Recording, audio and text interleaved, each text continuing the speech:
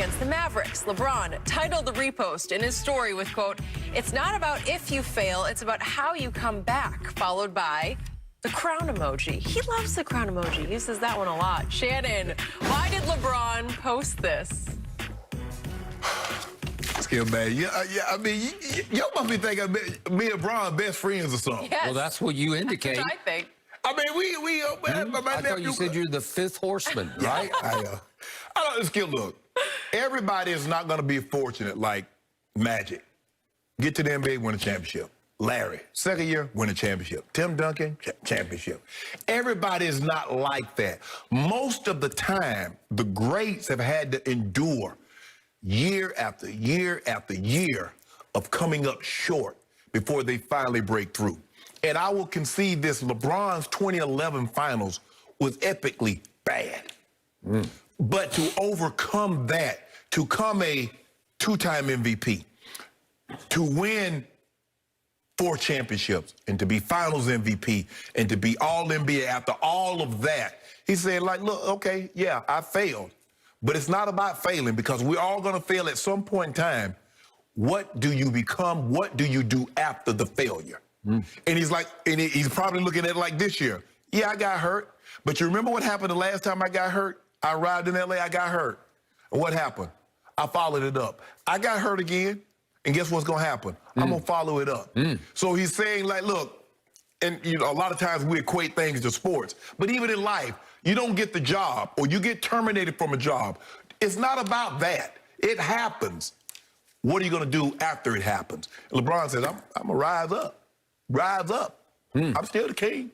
And you're going to find out the hard way. Yeah, I see. So is this a championship prediction for next year? Could be. Could be?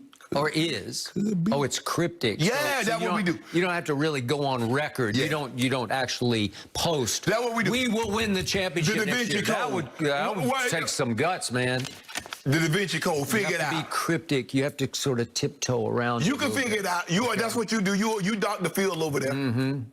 It's another vow, another warning from the king, right? Just like, remember the first year in LA, going into playoff mode early. And It didn't happen. you missed the playoffs. And then what happened the next year? Oh, so that was it. That had to set up the next year. I guess that's what it was. Okay, so here we go again.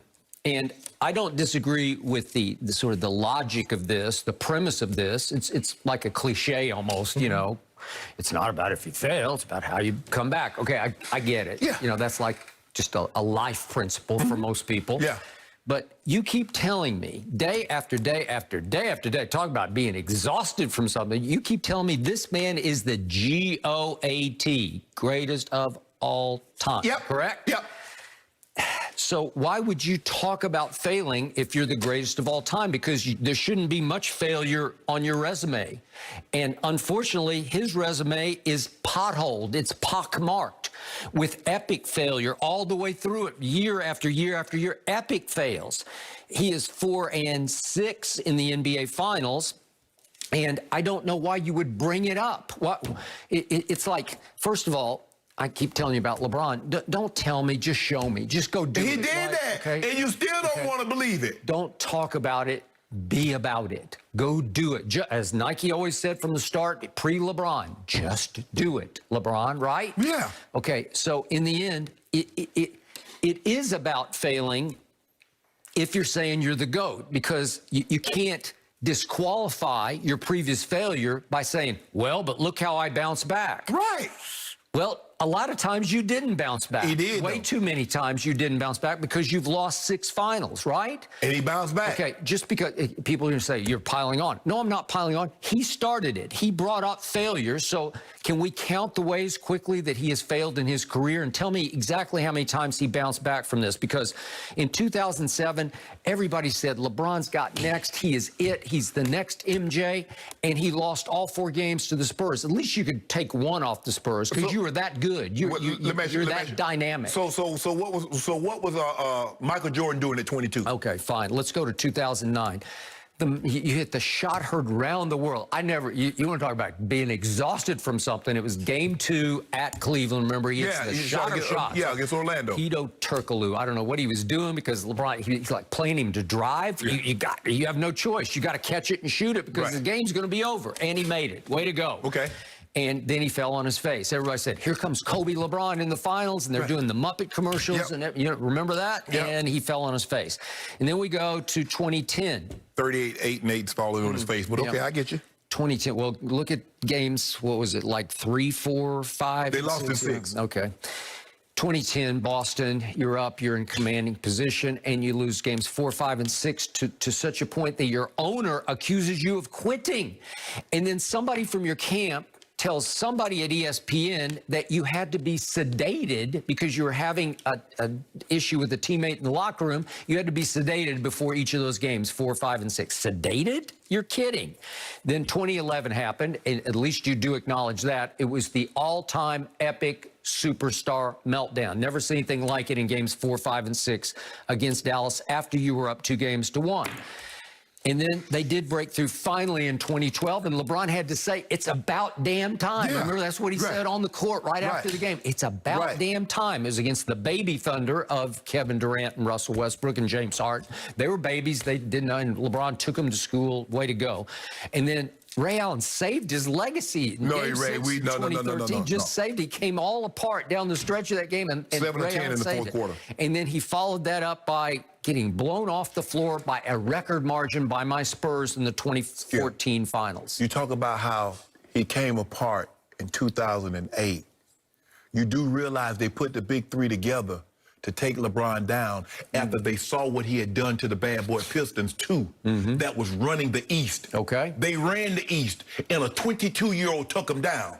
Paul Pierce couldn't do it by himself. So what did they do? They made the trade for KG. They made the trade for Ray Allen. They already had Rondo.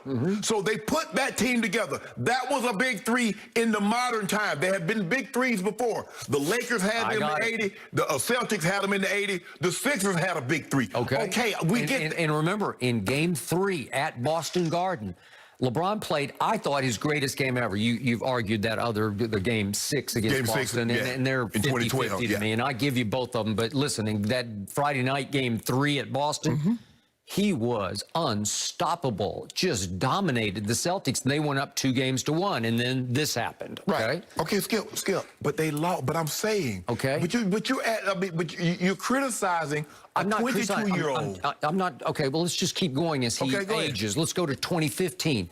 He played the 3 greatest in a stretch, 3 greatest games I've ever seen him play. And they're up 2-1 with game 4 in his house against Golden State before it was really Golden State. Right. And he had lost Kyrie, and he had lost before Kevin it was Love. Golden State, but they still had an MVP. Well, he was on the bench at that point, named Iguodala. No, I'm not talking about no Iguodala. I'm talking about the Steph. Oh, well, because all of a sudden Steve Kerr goes with Andre Iguodala in the starting lineup.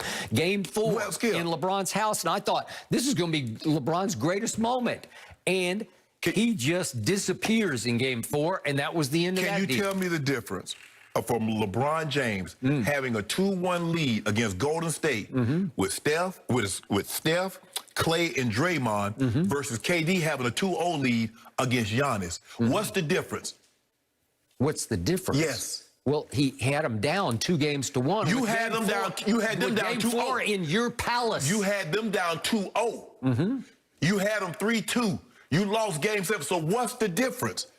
Well, you made the shot that I thought beat them, and you had 1/10 of a toenail on the line. No, Skip. Well, I'm just saying he did what he needed to do. No, he did not. Yeah. He needed to hit a 3. So this is what I love about sports, about our sports, about basketball, about football, about baseball. There is no subjectivity. It's not platform springboard diving. It's not gymnastics. You don't leave it up to the judge. Either you win or you lose. So I just want you to tell me the difference between what KD had, 2-0 lead and losing, or a 3-1 lead and losing. What was the difference? Okay, but he lost the 2 games, obviously, on the road. He didn't get that game where you're up 2-1 in your house. It's a big advantage for LeBron. He's a whole game up on his rival.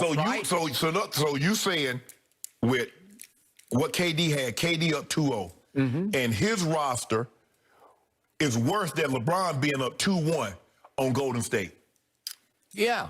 What do you mean worse? Like his roster, the supporting cast, Blake Griffin and the guys that he had, they were worse than what LeBron they never had a lead, right? They never got up on, where they broke serve, where we're they 2-0. That's breaking serve. But LeBron won thanks to Dellavedova. One game. You see what you did? Well, you see what you did? Well, Delly made this shot. Okay, I'm like, what? So what role did Jeff Green play in that historic performance that KD had? Both he and Blake were both very good. But you didn't say it was a virtuoso. Oh, but you see what you did? Well, it just was. But I you didn't admit that. But I just told you the greatest 3-game stretch I've ever seen LeBron play. Remember, he was dominating. He was like 60% usage rate, where he just had the ball in his hands, slowed the game down. That was all.